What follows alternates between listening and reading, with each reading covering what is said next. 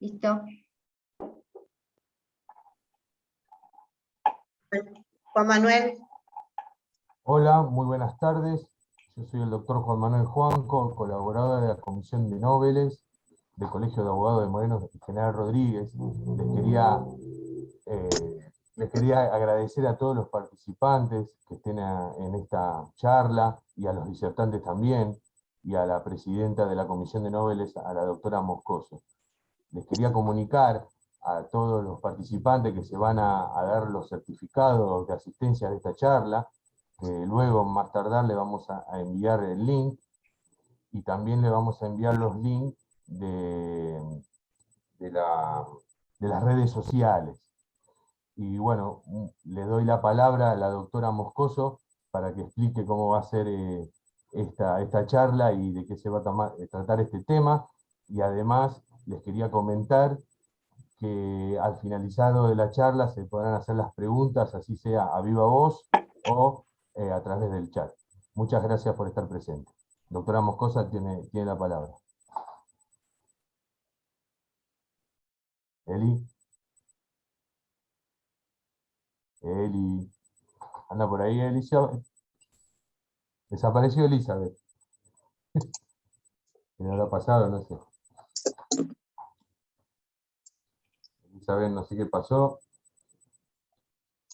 Bueno, para repetir y rellenar, para que no quede un bache en esto, vamos a decir que están los disertantes. El tema va a estar muy bueno y muy complejo, porque es un tema muy cotidiano y diario que suele pasar. Además, también tendríamos que decir que no sé si alguno de los que van a moderar se quieren ir presentando, y luego la doctora Elizabeth Moscoso ya se presenta y da ella la iniciación de esta charla. Rosy, doctor Rosy. Ahí entró. Ahí está, Eli, no sé qué había pasado, Eli. Perdón, pero justo se me actualizó el software, no puede ser esto. Bueno, ahí justo le Bueno. estaba dando la palabra, ahora sí. Sí, gracias. Vamos a la Buenas palabra tardes, presencial buenas a la tardes doctora a Moscoso. todos. Bueno, espera que... Buenas tardes a todos. Bueno, mi nombre es soy la doctora Griselda Elizabeth Moscoso.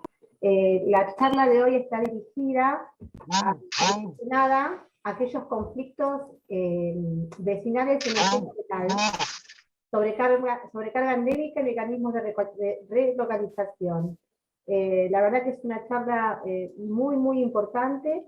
Los disertantes del día de hoy serán el doctor Emiliano Buscalia, agente fiscal de la Fiscalía número 5, ¿sí?, de nuestro Departamento Judicial Moreno General Rodríguez, que está acompañado por parte de su equipo, ¿sí?, el doctor Juan Lombardi, auxiliar letrado. Bienvenido, Juan Lombardi. Luciano Rossi, secretario. Muchas gracias. Bueno, un gusto. Sebastián Ocipitalia, auxiliar letrado. Gracias. Todos muy bienvenidos. Y bueno, contamos con la participación especial de la doctora Ana Motino, ¿sí?, que es directora del Instituto de Mediación, Conciliación, Arbitraje, Gestión y Resolución de Conflictos. Esta charla no podría estar, es una problemática de todos los días. Sin ninguno de los dos organismos, sin ninguna de las dos partes se podrían resolver estos conflictos. O sea que un sector necesita del otro. La verdad que hemos pensado esta charla en conjunto, y qué mejor comenzarla con estos disertantes de calidad y bueno, escuchar cómo resuelven esta problemática, ¿no?, sobre todo acá en Moreno. Así que bueno, le doy la palabra al doctor Emiliano Buscalia y les pido disculpas por el tema del inconveniente que tuve. ¿Qué tal? Buenas tardes. ¿Se me escucha? ¿Me escuchan? Sí. ¿Bien? ¿Qué tal? Bueno, les quería agradecer a todos que, bueno, compartir esto, la invitación del colegio. Sabemos que siempre somos bienvenidos, ya creo que es la tercera charla, ¿no?, que podemos hacer, así que un gusto. Y sobre todo a todos los abogados jóvenes y no tan jóvenes, todos los abogados letrados que están compartiendo acá con nosotros. Simple y humildemente queremos dar nuestra visión según el trabajo judicial y de campo, que es muy particular, que nos toca desarrollar en Moreno, con el equipo de trabajo que me acompaña, que ya lo citaste. Bueno, en primer lugar, yo creo que la charla, yo voy a empezar a hablar por ejemplo, por cuestiones que son más generales de orientación o de gestión, y después los chicos, mis compañeros, van a por ahí a profundizar algún instituto legal que aplicamos en este métier que vamos a desarrollar tan importante. En primer lugar, quiero hacer un par de referencias que podrían ser de índole histórica, por ejemplo, si lo queremos tomar así, que tiene que ver con la evolución de lo que es el derecho penal. Nosotros somos una fiscalía de instrucción dentro del Ministerio Público, que es parte de la justicia penal del Poder Judicial Provincial. Esa es nuestra función específica. Desde el año 2014 estamos trabajando en la Fiscalía número 5, que es una fiscalía que tiene particularidades, ya lo hemos hablado, porque en verdad prácticamente el 35% de los casos que suceden o son denunciados en el Departamento Judicial vienen a nuestra fiscalía por una cuestión de escasez de recursos y que es un departamento aún en formación. Bueno, venimos peleándola como se puede, tratando de satisfacer las demandas de la sociedad de Moreno y básicamente los derechos de las víctimas, tratando que el servicio de justicia sea lo más digno posible. Esa es nuestra orientación. Tenemos todo el tiempo aprendizajes. El trabajo de campo todo el día te hace aprender y te hace contrastar lo que es la ley formal y lo que es la realidad de la calle, la realidad social, que sabemos que en Moreno tiene particularidades. Siempre volvemos al tema de insistir, y tenemos que como comunidad de Moreno insistir en que la estructura se agrande y se complete, porque la sociedad lo merece, pero mientras tanto empleamos los recursos que tenemos y tratamos de ser los más eficientes posibles. Les decía que la Fiscalía 5 entonces, con ese cúmulo enorme de conflictos que suceden, que son aproximadamente 12.000, superarán los 12.000 este año aproximadamente. 12.000 fueron el año que terminó, el año 2021.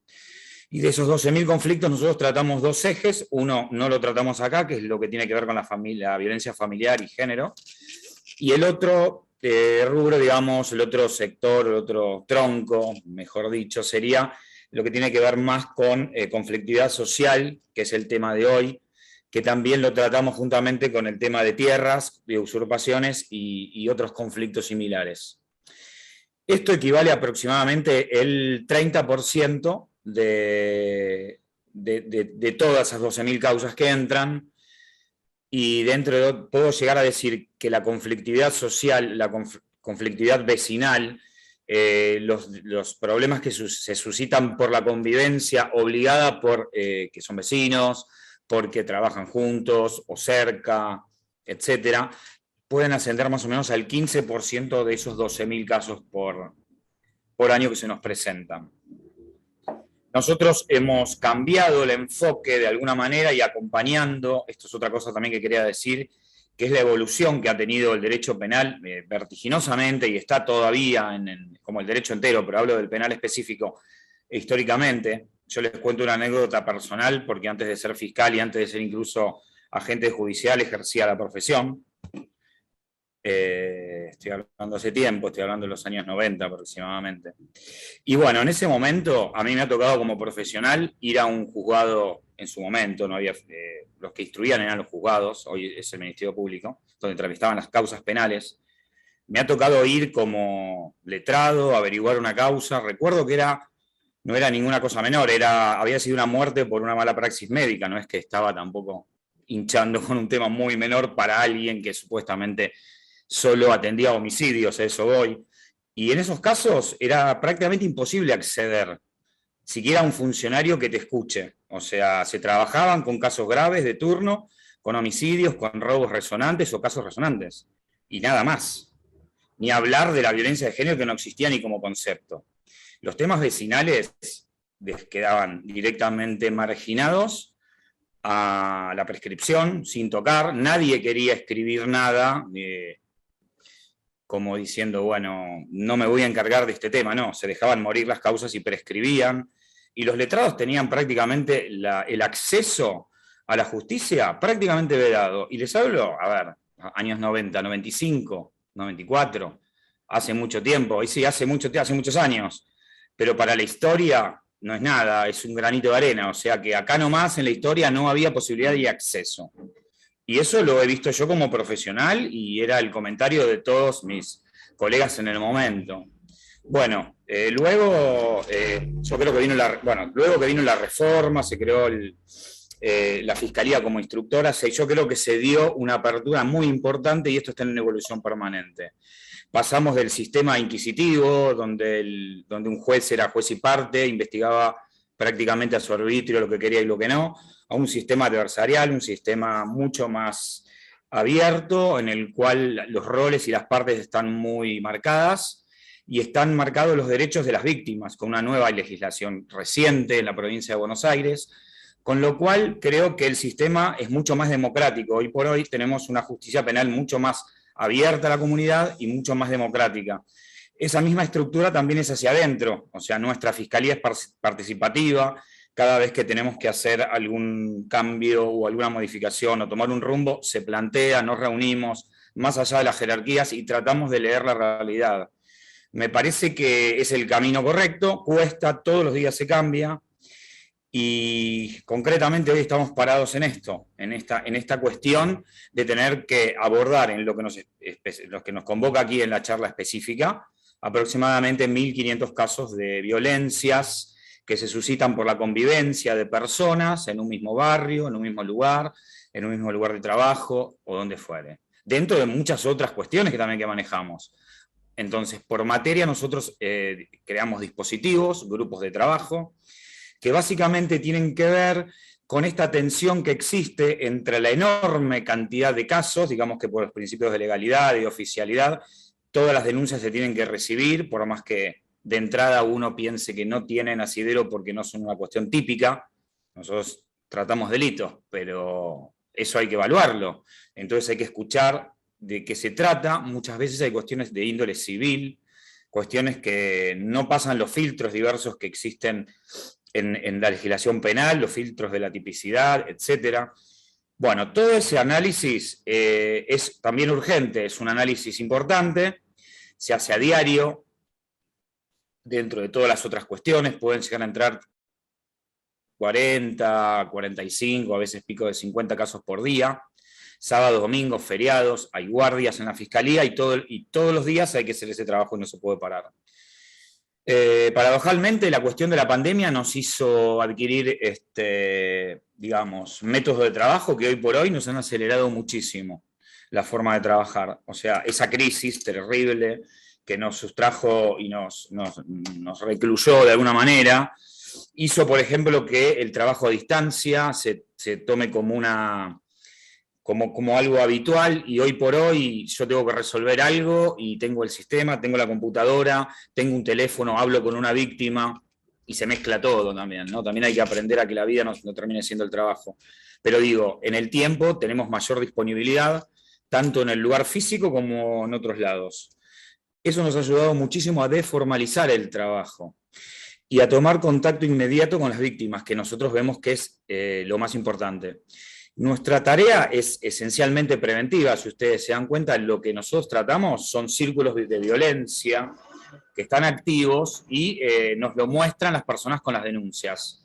Nosotros tenemos un sistema en el cual tenemos los nombres de los denunciantes, de los imputados, y podemos certificar, podemos dar cuenta de que existen o no, si existen o no causas anteriores. Y entonces sabemos de la historicidad del conflicto.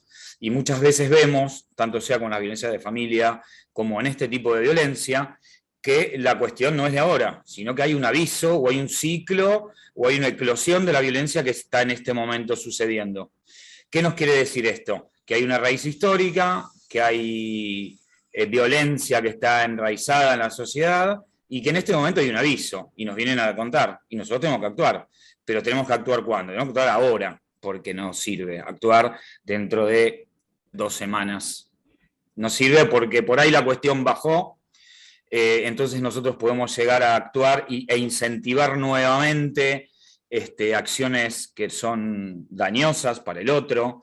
Entonces descubrimos que lo que hay que hacer no tiene pausa, tiene que ver con un análisis diario de todas las cosas que suceden, casi online prácticamente, y tiene que ver con la atribución de riesgos o de peligros de cada cosa. Ahí está la subjetividad nuestra, que la tenemos por la experiencia dentro del marco de la legalidad, obviamente. No todas las denuncias tienen la misma entidad, y nosotros tenemos, dentro del imperio de la escasez de recursos, la obligación de otorgar prioridades. Para eso tenemos que analizar todo lo que sucede. Entonces, en ese marco de lectura permanente y atribución de urgencias, es que tomamos las medidas en el momento. Y entendemos así, que es la única manera de llegar a una pacificación, a una solución, a un impacto desde el Estado hacia esa cuestión de violencia. En la materia en sí, ya les dije, hay cuestiones diversas. Nosotros podemos evaluarlo con números de gravedad de 0 a 5 y decir, bueno, esto es muy peligroso, hay peligro, no hay peligro, esto es o no es delito, esto puede esperar, esto no, esto está para hacer un allanamiento inmediato. Podemos incluso llamar por teléfono a la víctima en el mismo momento. La denuncia se toma en comisaría, impacta en el sistema. Uno puede levantar la denuncia, tiene la información, se llama a la víctima. La víctima nos aporta datos, se toman datos de los testigos, también puede ser telefónico o en presencial, de modo presencial, y se requiere, por ejemplo, el allanamiento urgente en el caso de que haya habido una amenaza con un arma de fuego, por ejemplo. Nosotros tratamos entonces de depurar, ver las urgencias y actuar de modo contundente y urgente en el momento, mientras esté vigente la violencia en lo posible. Entonces, yo les estaba comentando que hay una escala de gravedades o de prioridades. Veamos que es imposible ejercer la acción penal tal cual se la estipula en la ley desde el principio hasta el final, hasta una condena, una acusación, todo. Eso significaría que nuestra fiscalía sola genere 12.000 condenas por año. Eso no ha sucedido nunca en ninguna parte del mundo, ni va a suceder, es imposible. Con lo cual, el trabajo intermedio de pacificación y, digamos, de evaluación de los casos, atribución de recursos para cada uno, darle mayor prioridad a lo grave y entender que en el fondo, por ahí, una condena por condena en sí tampoco es una panacea ni una solución. Una condena, una prisión de una X cantidad de meses en suspenso por una amenaza agravada con armas. Puede ser. Nosotros ya le damos gravedad por haber empleado así un arma. Se trata de sacar el arma de la calle mediante un allanamiento y un secuestro en forma urgente, y quizás la causa se suspende el juicio a prueba, se puede hacer un juicio abreviado, y en otros casos que tienen menor entidad, y eso por ahí lo van a hablar mis compañeros, y es lo importante, es buscar la alternativa, soluciones alternativas al juicio, a la condena o a la acusación, como modo de pacificación. Y ahí también creo que ese cambio de paradigma de la justicia restaurativa, la justicia que trata de involucrarse realmente con el conflicto para hacerlo cesar, y no meramente llegar a una condena en suspenso y la bronquita entre las partes sigue. Nosotros queremos evitar los homicidios, queremos evitar hechos más graves, lesiones graves, para lo cual no hay cosa más eficiente, salvo en los casos graves donde tenemos que actuar de este modo, porque hay que hacerlo, hay que sacar el arma de la calle y eventualmente hay que lograr una condena. Pero es trabajar y pensar en este nuevo paradigma en las formas alternativas que tienen que ver con las conciliaciones y las mediaciones, ¿no? Restaurar el daño y que de esa forma realmente el tema social cese y no genere daños mayores. Bueno, en breve, porque mis compañeros tienen que hablar también, después van a querer preguntar.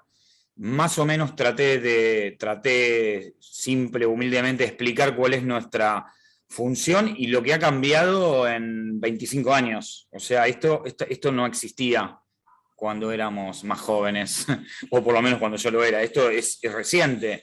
Yo calculo que va a ir evolucionando permanentemente.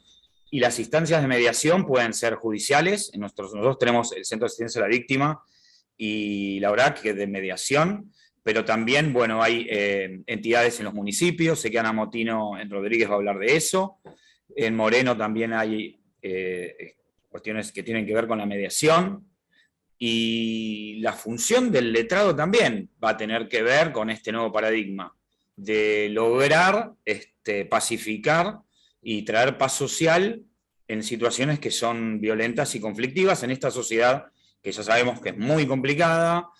Se dan paradigmas nuevos con la cuestión de la tecnología, las violencias por diversos medios, redes sociales, y se va complejizando cada vez más. La cuestión es que no existe recurso alguno para llevar a condena la cantidad de denuncias que se radican, con lo cual tenemos que tamizar, tenemos que otorgar prioridades todos como sociedad, y tenemos que recurrir a estos nuevos métodos de pacificación como el que hemos sucintamente mencionado en este momento. Por el momento yo les dejo la palabra a mis compañeros, a ver cómo seguimos.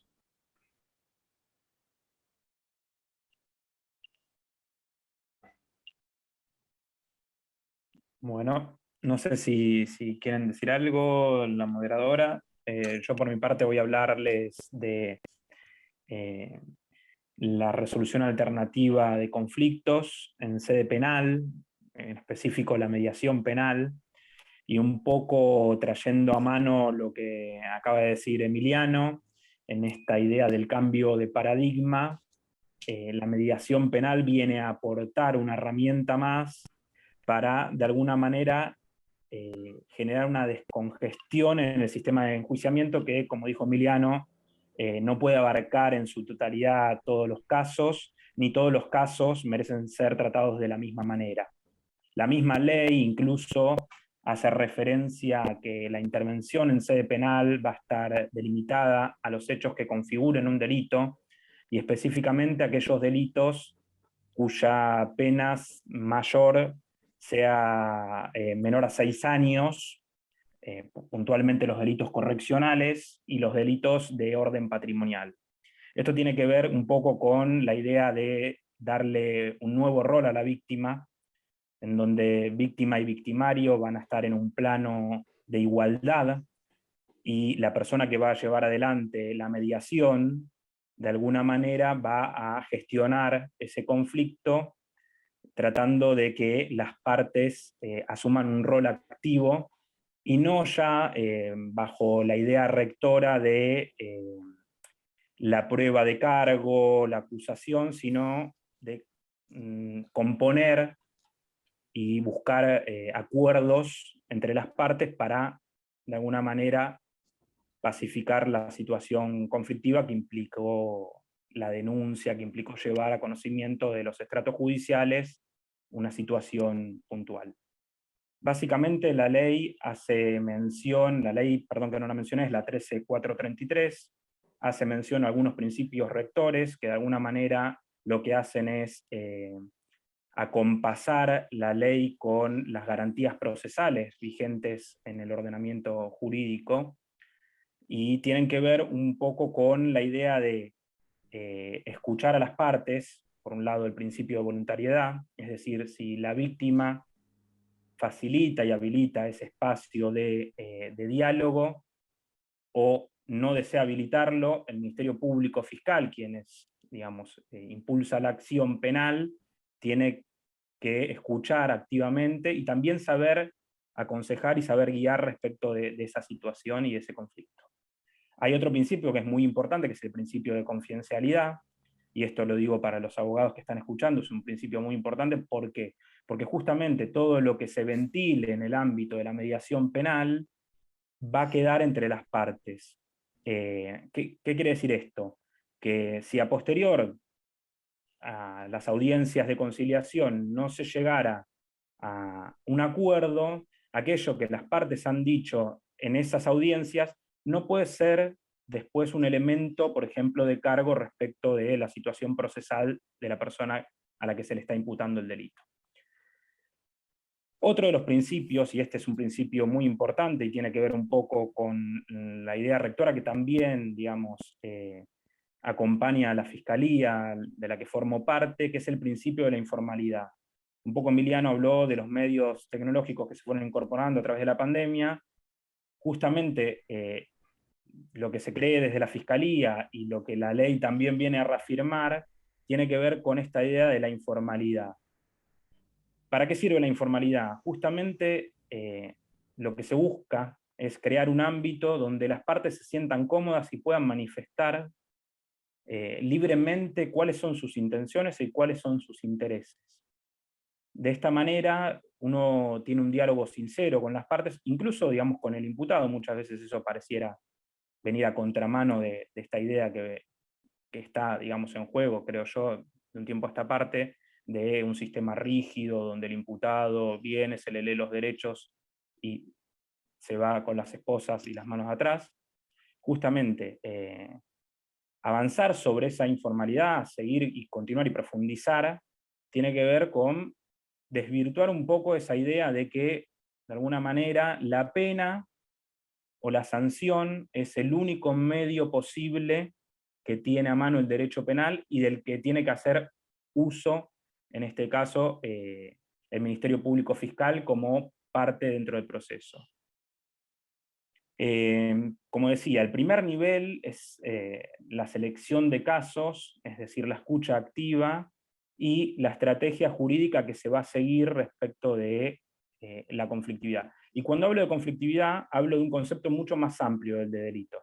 Si bien el delito es la puerta de entrada, o sea, para la intervención, la conflictividad requiere de una trazabilidad. Muchas veces, digamos, la persona que va a formular la denuncia, hubo un transcurso muy grande entre que decidió tomar la voluntad y tomar el coraje de llegar a hacer la denuncia, a el conflicto, digamos, antecede muchísimo a ese momento. Y hay una historicidad respecto de esa problemática. Muchas veces las personas no se animan, porque transitar, digamos, el sistema de enjuiciamiento penal no es fácil, e incluso muchas veces el mismo sistema de enjuiciamiento, cuando no logra encauzar esa conflictividad, termina generando o reanimando nuevamente conflictos que parecieran haberse apaciguado por el transcurso del tiempo. Y eso es importante también tener en cuenta. Estas salidas alternativas de alguna forma representan una herramienta más respecto por ejemplo, de la congestión que Emiliano hablaba.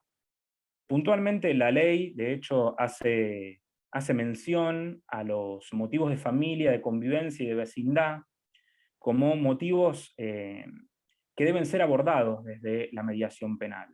Para esto, el Ministerio Público Fiscal cuenta con la Oficina de Resolución Alternativa de Conflictos, quienes, haciéndose eco de los principios que yo mencioné, van a trabajar sobre la solución alternativa. Si esa solución alternativa fracasa, lo que implica eso no es, un perjuicio concreto para la víctima ni para el imputado.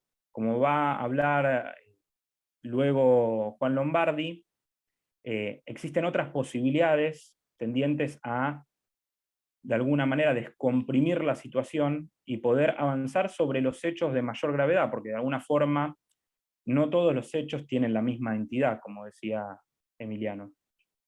Bueno, le cedo la palabra a Juan. Cualquier pregunta estoy a disposición. Imagino que al final de la charla se formularán las preguntas pertinentes. Y bueno, Juan, te cedo la palabra para que profundice un poco en las soluciones posibles frente al fracaso de la mediación penal. Bueno, muchas gracias, Sebastián. Bueno, muchísimas gracias, Sebastián. Buenas tardes, Elisa. ¿Querés decir algo? No, estaba agradeciéndole a Sebastián. Gracias. Bueno, muchas gracias. Bueno, buenas tardes a todos, a todas, a todos. Mi nombre es Juan Lombardi, yo soy auxiliar letrado de la Fiscalía número 5, hace ya casi 8 años que me desempeño en ese cargo. Bueno, abono a las palabras de Sebastián y por supuesto a las de Emiliano, que es nuestro, digamos, fiscal, y también es el conductor, digamos, de todas las ideas que se llevan a cabo en la Fiscalía, y debo decir también que gracias a esa conducción, la Fiscalía está abierta, digamos, a las ideas que nosotros también proponemos, y existe esa posibilidad de llevarlas a cabo. A mí, bueno, en este caso nos toca hablar de los conflictos vecinales. Concretamente a mí, digamos, me toca hablar más de las medidas posteriores yo no lo llamaría fracaso, pero sino al no acuerdo quizás de esa conciliación de intereses por parte de víctima o denunciante-denunciado, denunciante-denunciado. Es interesante, digamos, abordar el conflicto vecinal de una manera general y particular, siempre teniendo en cuenta el contexto que se da en el ámbito del partido de Moreno y en el partido de General Rodríguez, que sería el ámbito de desarrollo laboral, tanto de la Fiscalía número 5, pero también, entiendo yo, de los nobles abogados y abogadas que se encuentran hoy en el auditorio, aunque, digamos, estoy viendo también en el auditorio algunas otras personas que forman parte de otras entidades del Estado, así que bienvenido sea eso, porque justamente de esto se trata la resolución de estos conflictos vecinales. Es necesario, como bien decía Sebastián, en la etapa de mediación, no tener en cuenta el rol, o sea, en lo particular, el rol de victimario, denunciante, denunciado, denunciado, a los efectos de poner en un contexto de igualdad de armas en esa negociación, y que sea una negociación libre y no, digamos, obligada de alguna manera por una posible condena posterior a la no resolución de ese conflicto. No obstante ello, en el marco, digamos, del ámbito penal, en el derecho penal, no se puede llegar a una resolución del conflicto de manera integral, porque justamente solamente se va a solucionar las cuestiones penales.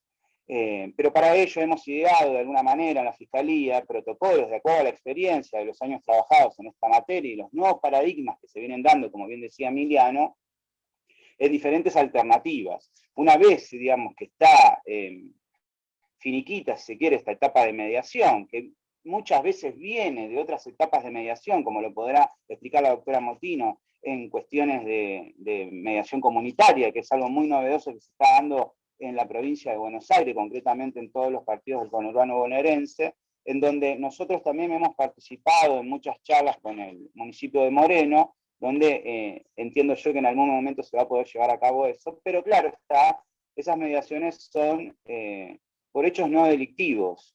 Y como bien decía Emiliano, muchas veces en la Fiscalía ingresan causas, investigaciones penales preparatorias, que a veces es muy difuso el delito a investigar. Entonces comienzan esta etapa de mediación o de resolución alternativa de conflicto, y luego del fracaso de ella comenzamos a dar otras alternativas. Alternativas que tiene la Fiscalía, que tiene la víctima, y que también, digamos, es necesario hacerle saber, digamos, a todos los abogados y abogadas presentes, que lo tienen los abogados, porque muchas veces se constituyen con la figura del particular damnificado, que son las llamadas medidas cautelares.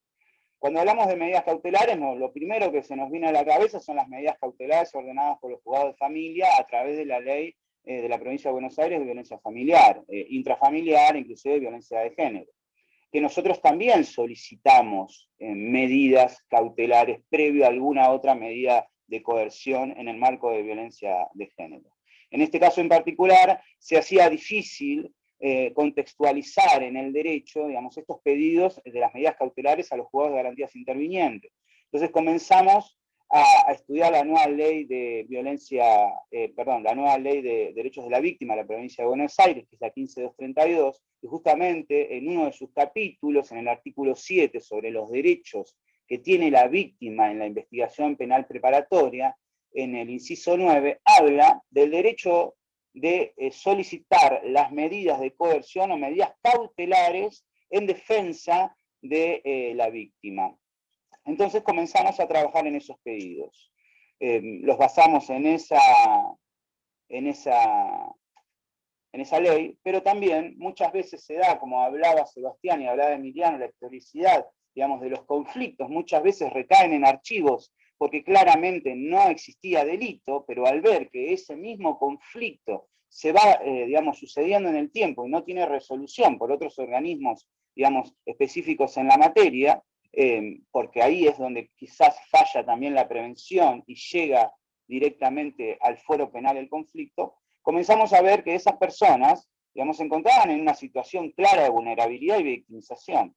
Entonces, tomamos provecho, digamos, de organismos, de decretos, de tratados internacionales, como son las reglas de Brasilia sobre el acceso a la justicia de las personas en condición de vulnerabilidad, que nos ha ayudado bastante para que los juzgados de garantías entiendan la problemática más allá del delito y se concentren en el conflicto, que en definitiva es donde nos debemos parar para poder analizar esta problemática, y así es que fueron saliendo las medidas cautelares y así se fue apaciguando, digamos, estos conflictos. Me arriesgo a leer un poco, digamos, porque no lo tengo bien en mi memoria, algunos de los conceptos en los motivos de las reglas de Brasilia sobre acceso a la justicia de las personas en condición de vulnerabilidad. Es una herramienta que de alguna manera traigo aquí para que los abogados y abogadas puedan aprovechar en la resolución y la intervención y abordaje en estos casos, donde establece que se considera en condición de vulnerabilidad aquella víctima del delito que tenga una relevante limitación para evitar o mitigar los daños y perjuicios derivados de la infracción penal o de su contacto con el sistema de justicia o para afrontar los riesgos de sufrir una nueva victimización. Asimismo, establece la norma que se procurará garantizar en todas las fases de este proceso judicial o penal la protección de la integridad física y psicológica de las víctimas, sobre todo a favor de aquellas que corran riesgo de intimidación, de represalias o de victimización reiterada o repetida, para, digamos, otorgar protección particular también a aquellas víctimas que van a prestar testimonio en el proceso judicial. Es decir, que nosotros, voy a admitir acá a una compañera, ahí está, es decir, que nosotros también tomamos provecho de esas alternativas y las plasmamos en esos pedidos a los efectos de que se pueda dar al menos un proceso anterior de resolución, ya pasada las mediaciones comunitarias, la mediación penal, como bien explicaba mi compañero Sebastián, y ahora bien esta medida intermedia que sería las medidas cautelares como un, digamos, aporte más a la resolución del conflicto. Mi compañera, que seguramente está presente, Florencia Toscano, siempre explicaba a la víctima que la medida cautelar es una pared virtual.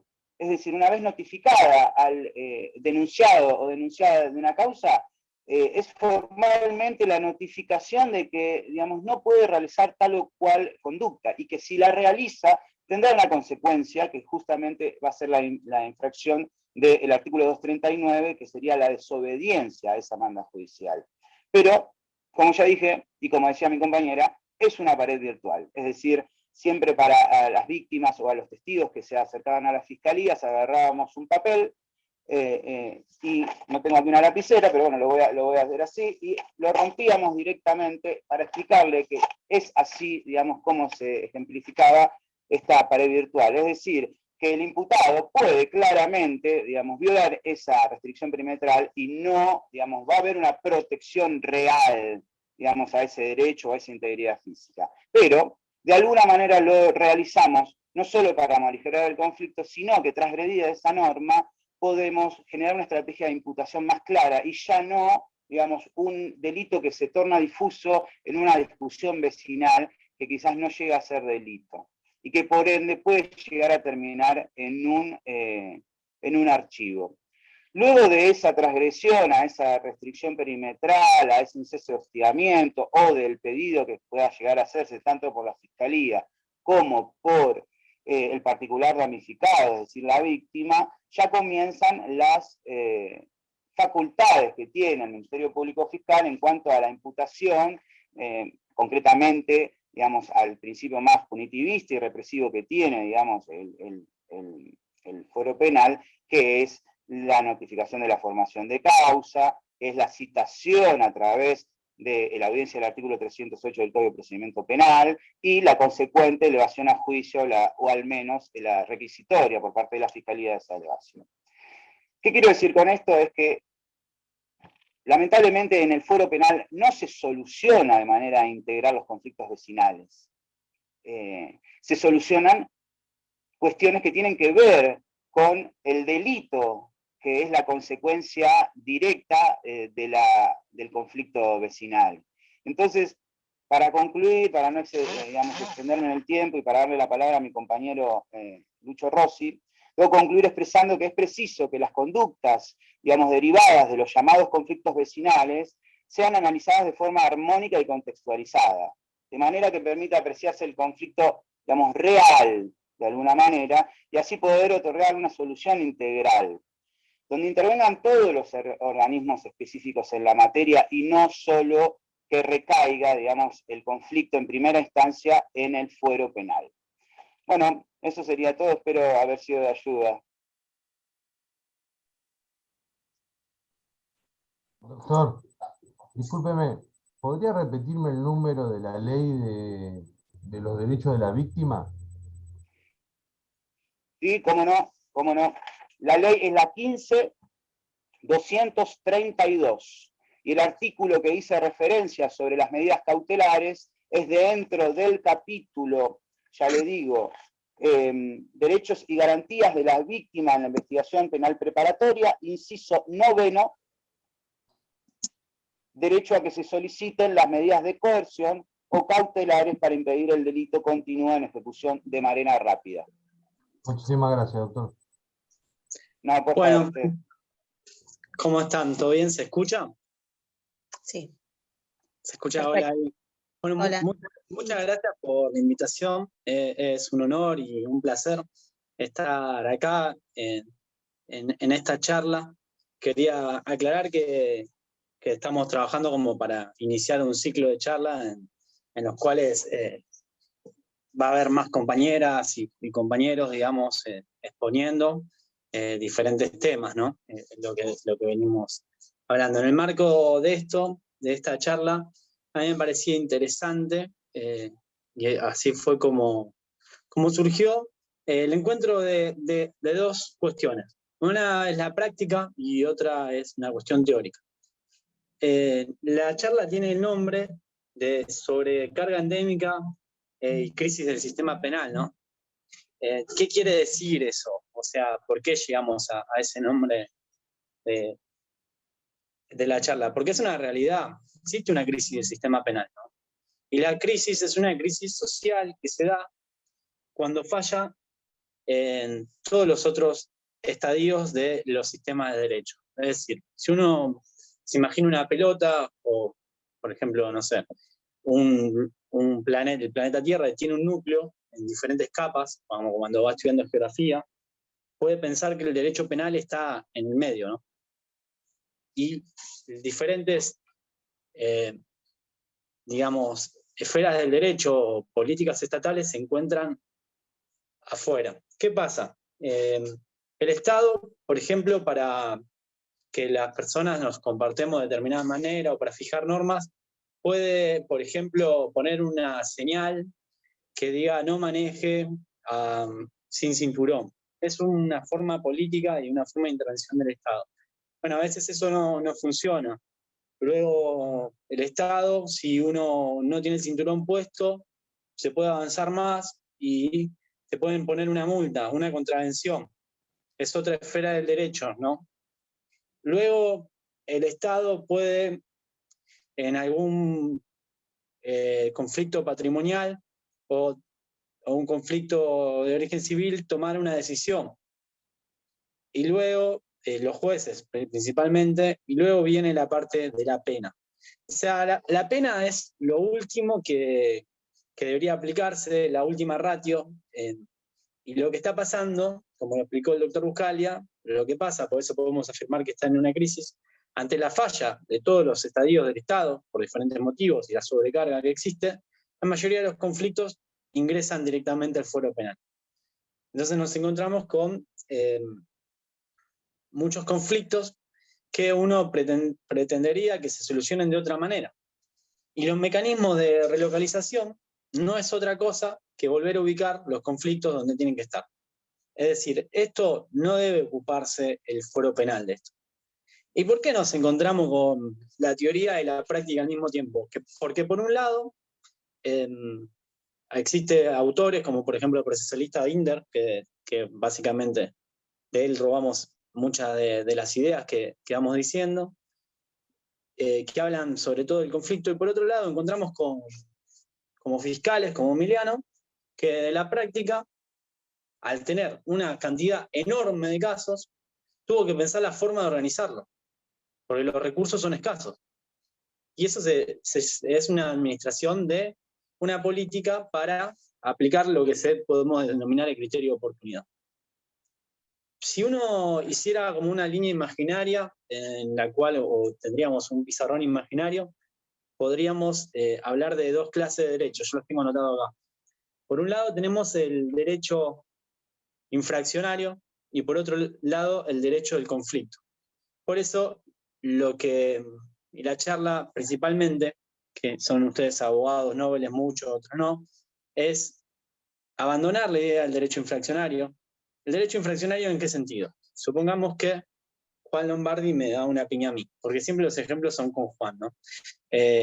Bueno, al derecho infraccionario le va a interesar que Juan desobedeció una orden impuesta por el Estado, ¿no? Y este derecho va a tener un análisis que se llama análisis secuencial, en el cual va a seguir un sinnúmero de pasos hasta obtener el resultado. En cambio, si abandonamos esa idea de derecho y pasamos a la idea de conflicto, vamos a encontrar que ahí hay dos personas que se produjo un daño y que posiblemente yo pueda compensar a Juan de alguna forma por el daño que le produjo. En cambio, de la otra forma, que es el sistema tradicional, yo voy a ir siguiendo pasos, pasos y pasos hasta llegar a una sentencia, como si fuera el camino natural que debieran llevar todos los procesos penales. Y no es así. Y mucho menos es así cuando las cuestiones que ingresan en el fuero penal no son, en principio, de naturaleza penal, como la mayoría de las cuestiones, ¿no? Entonces, y después voy a mencionar un mecanismo, lo que debemos abandonar los operadores judiciales son este hábitus que dice Bourdieu, que es estas cuestiones que hacemos sin pensar, de hacer el mero trámite, para llegar a cumplir determinados estándares que se van fijando en el expediente. Y entender de qué se trata el juego, de qué se trata el conflicto, cuáles son los intereses y qué es lo que hay detrás. Para eso tenemos las herramientas de relocalización para cambiar las reglas del juego, para quitar las reglas de un expediente formal y poder incidir en el conflicto favorablemente, a favor de los intereses. Y en este sentido, también la diferencia, si seguimos con este pizarrón imaginario, hay un análisis secuencial, esa es la forma de analizar los pasos. O sea, ¿qué viene primero? Primero viene la denuncia. Después de la denuncia, ¿qué tengo que hacer? Tengo que ratificar. Luego de ratificar, ¿qué tengo que hacer? Llamar al testigo. Luego la elevación a juicio. Y después el ofrecimiento de prueba. Y después viene el juicio. Uy, me sé todo el proceso. Y en realidad eso no aprendiste nada, digamos. No sabes cómo funcionan las cosas. Entonces lo que realmente hay que tener en cuenta es el análisis funcional. ¿Qué función tiene cada instituto, cada organismo en pos de solucionar el conflicto? En ese sentido, la política criminal no deja de ser una política pública, ¿no? En el cual un procurador, puede ser el de nación, el de provincia, todo, diseña qué es, ¿no?, lo que considera que tiene relevancia intervenir en la sociedad. ¿Por qué lo considera? Pues hay temas que son de agenda. ¿No? Es decir, la cuestión de género es importante, la cuestión las cuestiones de armas nos interesan. En este caso, ¿no?, género es muy complejo y se decidió, digamos, abordarlo aparte, o la cuestión de usurpaciones que tuvimos charla. En este caso, lo que hace el fiscal, o sea, lo que hace Emiliano, básicamente, es a criterio del fiscal general, porque es quien decide, digamos, cuál es la política criminal, es lograr que esa política criminal, en los casos concretos, pueda incidir. Entonces él clasifica los casos y decide de entrada qué va a hacer con cada caso. Y no deja un expediente muerto, juntando polvo y esperando. Entonces posiblemente uno vaya a la fiscalía y le digan la causa, se tomó tal decisión. Y tal vez la decisión no te guste, pero se decidió. Porque eso es parte de lo que... y uno esa decisión la puede charlar, la puede discutir, pero siempre considerando el conflicto como el origen del proceso penal, lo que se debe solucionar. En ese marco y en todas las clasificaciones, en los conflictos vecinales, lo que realmente nos interesa, y por directiva del fiscal general y la procuración, es detectar las armas de fuego. Entonces, se armó un dispositivo que lo que hace es, con las medidas de prueba mínimas, es decir, si conseguimos la mayor cantidad de pruebas es mejor, pero a veces eso lleva más tiempo. Entonces lo que nosotros tenemos que hacer, si uno tiene muy claro lo que tiene que hacer, el objetivo de la política criminal, sabe lo que tiene que hacer. Entonces yo no voy a estar un año tomando testimoniales para saber si hay un arma. Y yo ya tengo 2 personas que me dijeron que hay un arma en tal lugar. Armamos un dispositivo articulado con la DDI departamental y vamos a buscar el arma. Y lo que necesitamos es secuestrar las armas y que no haya armas. Y eso, ven que no tiene tanto que ver con el hecho en la causa, que también va a seguir, ¿no?, su camino. Pero es muy importante para nosotros el secuestro de las armas. Y eso es una idea, es una política criminal, es una decisión política, que en diferentes niveles va llegando hasta que nosotros armamos el dispositivo y lo hacemos. Bueno, básicamente eran esas ideas, era invitarlos a ustedes también, tal vez la doctora Motino va a dar explicaciones respecto de diferentes formas de intervención, pero que no se piensen desde el lado del litigio, de la litigiosidad, de tener razón, de llegar, sino es cómo soluciono el conflicto y entender que muchos de los conflictos que le llegan no deberían estar en el foro penal. Entonces, entender que los pueden resolver de otra manera. Yo entiendo que muchas veces ser una medida secuencial, una testimonial, una audiencia o lo que sea, el abogado lo cobra. Pero me parece que no siempre esos son los caminos adecuados. Y también los clientes de ustedes, bueno, que será su profesión y será muy difícil de hacerlos entender, deberán entender que no siempre se resuelven las cosas dentro de tribunales, digo, en el sentido de que un juez te tiene que decir que tenés razón. Y existen toda esta serie de institutos para poder resolver el conflicto o por lo menos morigerarlo o conducirlo al mejor cauce posible. Bueno, eso era todo lo que les quería decir y muchas gracias. Gracias, Luciano. Muy claro todo, como siempre, prolijo. Bueno, le damos la palabra a la doctora Ana Motino. Hola, ¿cómo les va? Buenas tardes a todos y a todas. La verdad que gracias, Elizabeth, por la invitación. Un panel de lujo, la verdad un orgullo tener compartir el panel con Emiliano, con Sebastián, con Juan, con Luciano, con quienes también he compartido trabajo en situaciones de conflicto justamente, ¿no? que tuvieron que ver en su momento con mi función en la Secretaría de Justicia y Seguridad del Ministerio de General Rodríguez, y bueno, y ahora también desde la institucional, nosotros desde el colegio, como decía bien Emiliano, la articulación, el trabajo articulado, que tiene que ver con un pensamiento colectivo, con nuevos paradigmas. Recién mencionaba esto y yo lo quiero resaltar porque en esto coincidimos todos y todas, ¿no? En esto que se viene de lo nuevo, este renuevo que viene en avance, tiene que ver con estos nuevos paradigmas que traen situaciones, o mejor dicho, herramientas para situaciones o complejidades, ¿no es cierto?, que se dan en el ámbito de nuestras sociedades, tanto de Moreno como de General Rodríguez, que son obviamente las ciudades que confluyen en el departamento judicial, en nuestro departamento judicial, y también desde el institucional, desde nuestro colegio de abogados y abogadas, ¿no? En principio, escuché muy atentamente a los disertores anteriores en relación, y coincido, por ejemplo, esto de políticas públicas, muy importante, una palabra, pero también una concepción que tiene que ver claramente con agenda, y cuando hablamos de temas en agenda hablamos precisamente de situaciones de crisis, ¿no? Digo, de la misma sociedad que pone estos temas políticamente en agenda para buscarle solución o buscarles alternativas o herramientas nuevas para moderar, ¿no es cierto?, cuestiones que tienen que ver con derechos, ¿no? Digo, es importante también trabajar articuladamente para que fluya esta garantía, lo decía bien Emiliano, ¿no? Históricamente, antes yo también me acuerdo, cuando empecé la profesión, difícil era llegar a acceder al juez, ¿no? Hablar con un juez o hablar con una autoridad judicial en relación a una situación simple, ¿no es cierto?, que hoy lo tenemos más a la mano, que debe ser así,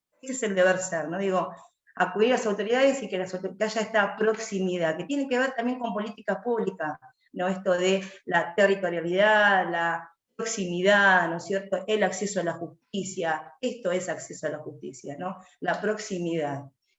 Digo esto porque es importante resaltarlo, en mérito de estar cerca, ¿no es cierto?, y el estar cerca implica ser el medio ideal para llevar adelante, ¿no es cierto?, la posibilidad de que en un conflicto sean las partes que puedan llegar a su propia resolución, o al propio acuerdo. Y que justamente, y yo escuché recién muy bien al doctor Rossi, a Lucho, en relación, ¿no?, qué bien que lo explicó, esto de la relocalización. Bien esto de decir, a ver, la justicia penal debería ser la primera en afianzar estas posibilidades de resolver los conflictos, pues no, el Estado tiene que estar, digamos, tener herramientas moderadoras y anteriores a esta posibilidad, y la justicia es la última ratio. Cuando hablamos de medidas, ¿no es cierto?, yo también pienso en medidas de coerción que tienen que ver con estas cuestiones, ¿no es cierto?, que implican en las transgresiones castigos, ¿no? Y nosotros queremos avanzar justamente en estos nuevos paradigmas que tienen que ver también con la comunicación, ¿no? Y que nosotros tenemos que hacer ese medio para afianzar, ¿no es cierto?, que las partes logren una buena comunicación y que sean ellos los protagonistas de la propia resolución de sus conflictos, ¿no? Y por eso me toca en esta invitación, ¿no?, de esta disertación, tiene que ver con conflictos vecinales, es muy común, que es muy habitual, ¿no es cierto? ¿A dónde va la persona cuando tiene un conflicto con un vecino o simplemente una situación en la cual los desborda emocionalmente? Acude a la justicia, la primera fase es la comisaría, luego la fiscalía, pero también hay otras entidades, y si no, en el municipio. Digo, a ver, mencionaron como nueva herramienta la mediación comunitaria. En esto de los nuevos paradigmas tenemos afianzada la mediación más o menos desde el año 2009, en que se incorpora como también un método de alternativa judicial o previo a la instancia judicial en cuanto a su sustanciación de juicio, ¿no es cierto?, en deliberar algunas cuestiones en donde el juez es una persona imparcial, neutral, como el mediador, ¿no? Pero con la gran diferencia de que el mediador es un facilitador de la comunicación y el juez es el que toma las decisiones. Ahí está la gran diferencia, ¿no? Cuando vos llegás a la justicia, ¿no?, esto lo digo en lenguaje claro para los noveles y también para los jóvenes abogados que están presentes, que veo un montón, y para otras personas que no son abogados, que también veo que están en el panel compartiendo con nosotros esta disertación, ¿no? Digo, cuando vos tenés un conflicto, llegar a la justicia lo tenés que entender como que va a haber una persona neutral que va a tomar decisiones por tu cuenta, ¿no es cierto?, que va a decidir por vos.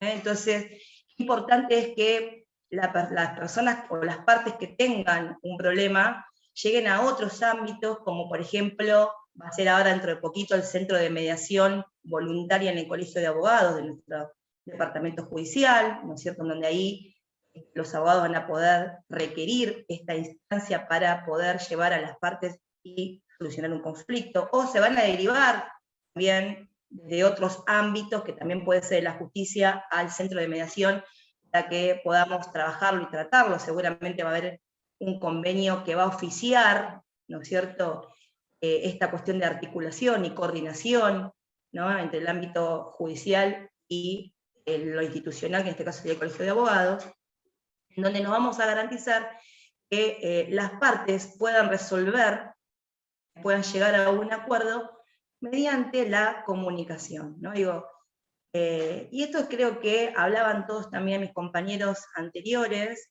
que me precedieron en la palabra, en relación, ¿no?, de este nuevo paradigma que tiene también con la cuestión de pacificación, ¿no es cierto?, de una comunicación activa, pero de paz, ¿no es cierto?, entre las partes, de respeto, ¿no es cierto?, de diálogo, y que se agoten allí las situaciones que tienen que ver con intereses controversiales. Digo, también esto es importante como nuevo paradigma en la formación. Digo, es tan importante que también las universidades hayan tenido en cuenta o tengan en cuenta en estos tiempos esta cuestión, ¿no?, de formar profesionales, en el caso de los abogados, de abogados que sean componedores. Hoy hablaba Emiliano recién de una justicia restaurativa, también como nuevo paradigma, ¿no? Y también hablaban otro compañero, no sé, creo que fue Juan Lombardi, que hablaba justamente de una cuestión de resolución o de alternativas más integral, y esto también tiene que ver con la coordinación entre instituciones y organismos del Estado y fuera del Estado también, ¿no? Que hay organizaciones también sociales que también propenden a ayudar a organismos del Estado a afianzar toda esta red, ¿no?, de resolución y alternativa de conflicto.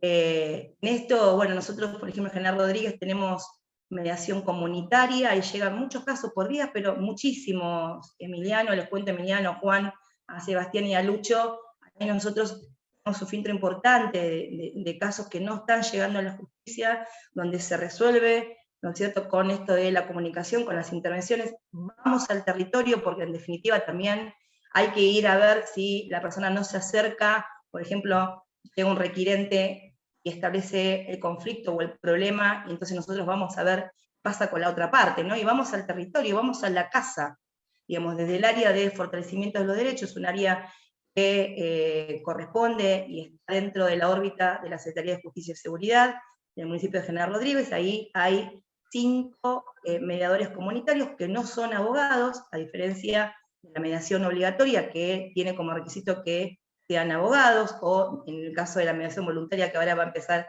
a funcionar en el colegio, también los mediadores tienen que ser abogados. En el caso de la mediación comunitaria, no, ahí tenemos psicólogas sociales, tenemos policías también, que hicieron el curso, que ofició el Ministerio de Justicia hace poco, que se recibieron de mediadores y mediadoras comunitarias. En mi caso también, yo tomé el curso, y ahí tenemos este servicio en donde trabajamos con los vecinos y las vecinas, y les puedo asegurar que a través de la comunicación y de estas intervenciones, con técnicas, por supuesto, de comunicación o de herramientas de abordajes de conflicto, realmente llegamos a buen puerto. Y tiene que ver con esto que decía al principio cuando hizo la introducción Elizabeth. Qué importante es trabajar y tener en cuenta, ¿no?, a nuestra sociedad, a nuestra comunidad, a sus problemas, ¿no es cierto? Y nosotros como medios de resolución, ¿no es cierto?, y llegar a ellos, tener proximidad, estar cerca, que nos sientan, tener esa empatía, ¿no es cierto?, de buscar la vuelta a la situación, y que sean ellos mismos los que puedan resolver sus conflictos.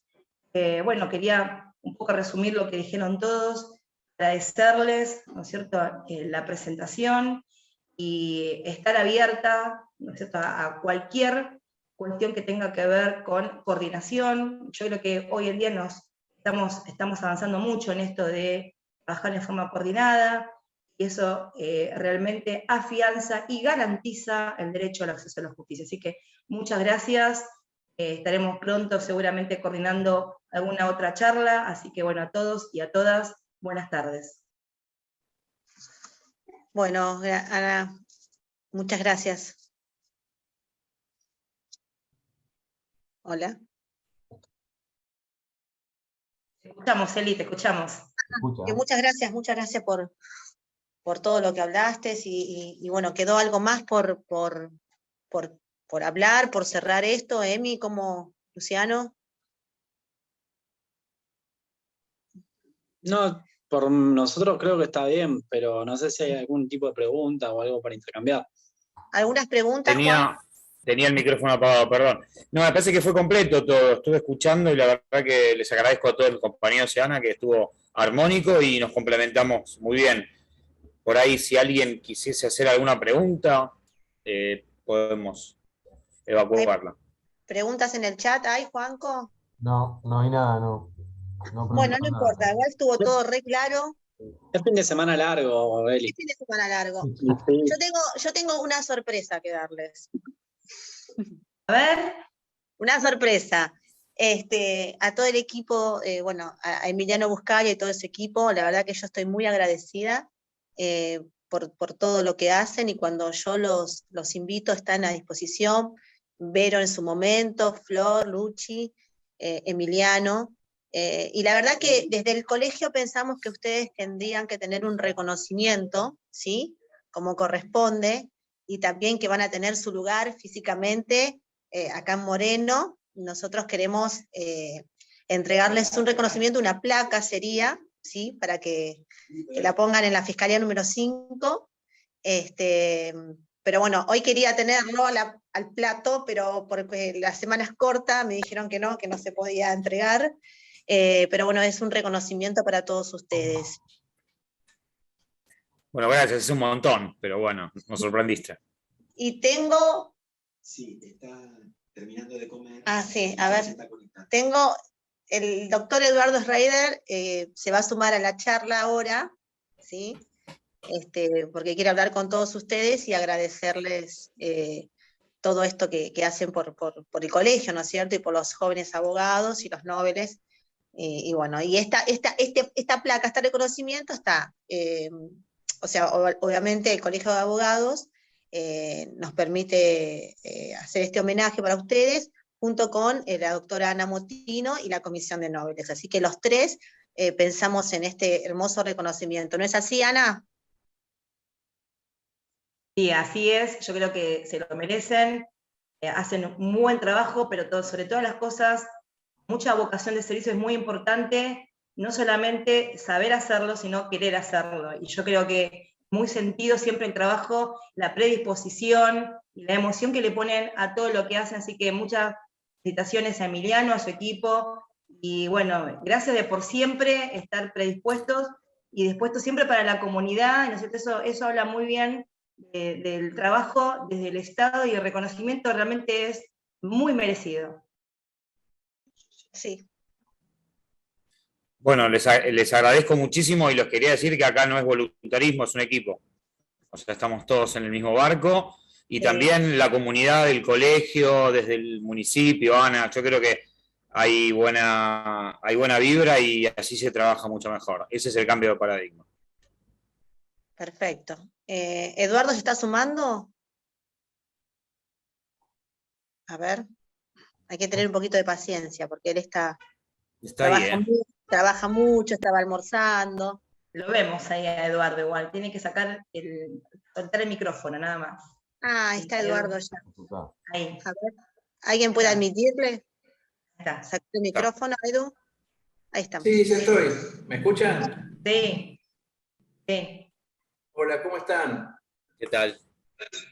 Bien. Bueno, un gusto saludarlos y agradecerles especialmente a los disertantes, bueno, a la UFI 5, y agradecerles por tanto trabajo, tanta dedicación.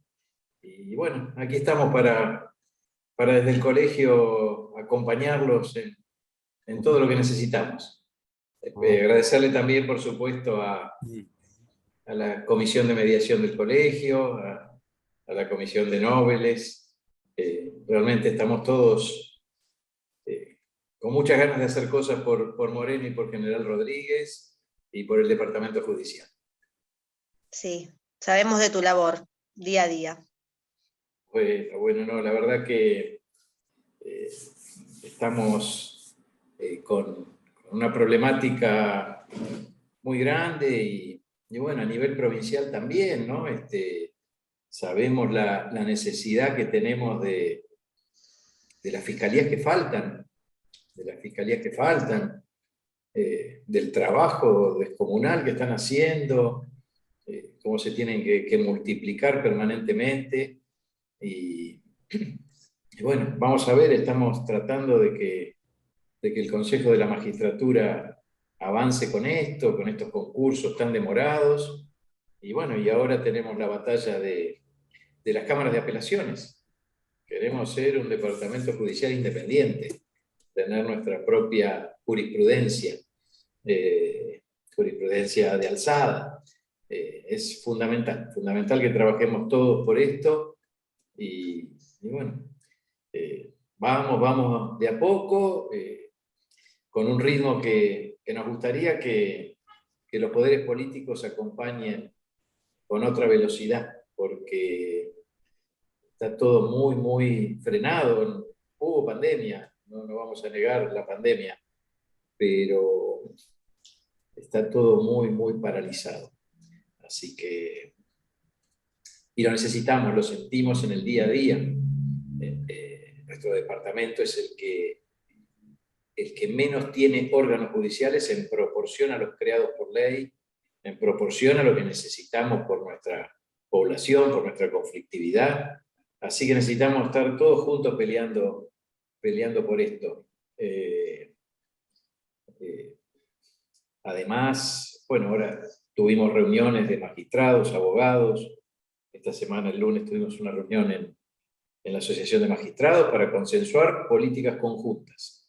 Es la única manera que los operadores del sistema llevemos una visión integral y además una visión incuestionable. Así que esa es la idea. Bueno, Eduardo, agradecerte, Eduardo, porque siempre estás trabajando, vos sos el fundador justamente del Departamento Judicial Moreno General Rodríguez, no nos podemos olvidar de eso, y obviamente lo tenemos muy presente, seguís en la lucha, ¿no es cierto?, que renuevo es todos los días de tu trabajo en relación a tener nuevas conquistas, en esto que vos estás mencionando, ¿no?, de ir por más siempre. Así que bueno, agradecerte que seas nuestro presidente, pero además el fundador de todas estas conquistas que decía recién, en relación al Poder Judicial y en relación, digamos, a este equipo que tenemos justamente, ¿no?, el AUFI 5, que tuvo que ver con tu trabajo y con de otros colegas también, pero principalmente de tu trabajo, ¿no, Eduardo? Así que agradecerte tu continuidad y en el renuevo siempre de conseguir más. Sí, no vamos a parar. Mientras podamos, mientras tengamos fuerzas, vamos a seguir en esta pelea permanente y bueno, esperamos ser muchos, muchas los que demos esta batalla. Bien. Emiliano Buscalia, ¿querés decir algunas palabras? No, primero le quería agradecer a Eduardo, primero el ámbito y segundo el ímpetu que le está poniendo al tema de la configuración final del departamento que nos merecemos todos en Moreno. Así que simplemente, ya todo lo dicho, que te acompañamos para lo que sea necesario. Y tenemos que estar todos juntos en esa misión. Sí, es la idea, Emiliano. Se dio un hecho histórico hace muy poquitos días en Dolores. Nos reunimos los 20 presidentes de colegios de magistrados y los 20 presidentes de colegios de abogados para trabajar juntos, porque no hay duda, esto no se hizo nunca, y si vamos todos agrupados sobre trabajos elaborados, sobre propuestas conjuntas, bien analizadas y detalladas desde los dos lados del mostrador, ¿quién puede decir que no tenemos razón los que estamos todo el día trabajando en el sistema? Entonces, ¿cómo cuestionar lo que nosotros llevemos? Así que, bueno, esa es la idea. Y ya el lunes tuvimos nueva reunión.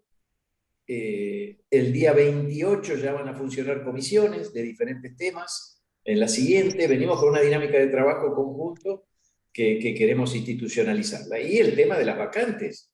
Falta 1/3 del Poder Judicial o más. 700 vacantes sobre 2000. Es una locura en el nivel en que estamos. Tienen que resolverlo. Nosotros solos no podemos. No tenemos autoridad constitucional para cubrir esas vacantes. Pero no puede ser estas dilaciones. Y no hagamos política, no hablemos ni de uno ni de otro. Lo cierto es que hay 700 vacantes y no las resuelven. Y esto no puede ser. No puede ser. A esto hay que buscar una solución. Sí. Es imposible. Vamos hacia la paralización de la justicia. Todos los días avanzan las jubilaciones, cada vez se van retirando más funcionarios, magistrados, y no cubrimos las vacantes. Entonces, es terrible, realmente es terrible, y hay un riesgo de colapso muy, muy cercano. Así que bueno, esa es la idea, trabajar muy, muy fuerte para poder revertir esta situación. Es verdad. Bueno, queridos, gracias nuevamente, les agradezco esta charla. Y bueno, vamos terminando, pues tenemos que seguir algunos trabajando. Los aprecio mucho, Emiliano, Vanessa, Gracias. Vicente. Perdón que tenga esta confianza así. No, perfecto. Pero bueno, a veces nos vemos prácticamente todas las semanas, así que bueno, esto es de conocerse, ¿no? El departamento judicial, a veces que todos los conocemos acá cuando trabajamos. Eduardo, te agradezco por el espacio que le estás dando a la Comisión de Jóvenes y Nobles. Para mí, la verdad, te agradezco de corazón porque cada día aprendo más en el colegio. Así gracias por la oportunidad que me diste y que me das, ¿no? Todo el tiempo. Ahí estás. Sobre todo los jóvenes y los nobles, que nos falta mucho. Sí, son la mayoría de nuestros matriculados y esta es la idea, que crezcan nobles, jóvenes y bueno, que pronto tomen la posta. Nosotros ya llevamos demasiados años y bueno, pero bueno, vamos a trabajar todo el resto que nos quede, lo vamos a seguir trabajando. Así que muchísimas gracias por la invitación. Bueno, Eduardo, cariños a todos, gracias.